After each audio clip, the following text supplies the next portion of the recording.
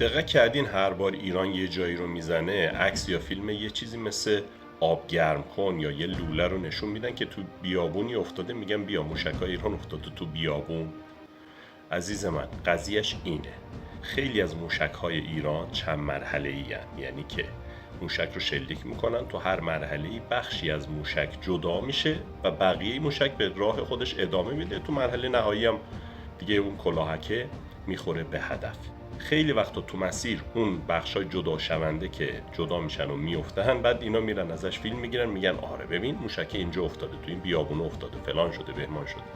2-3 روز دیگه، فردا، پس فردا، هفته بعد که دوباره اسرائیل زد، از این فیلم ها نگیرن به خوردتون بدن یه عده‌ای که خیلی هم خودشونو تحلیلگر میدونن، گولتون نزنن. باز قرار بود که ایران بیابونو بزنه، الان کلی کشور نمیومدن به کمک اسرائیل، از اردن و نمیدونم مصر و آمریکا و انگلیس و فرانسه و کجا و کجا و کجا گفتن آقا کمکت میکنیم موشک‌ها و پهپادهای ایرانو بزنیم، هرچند نمیتونن بزنن. یا علی.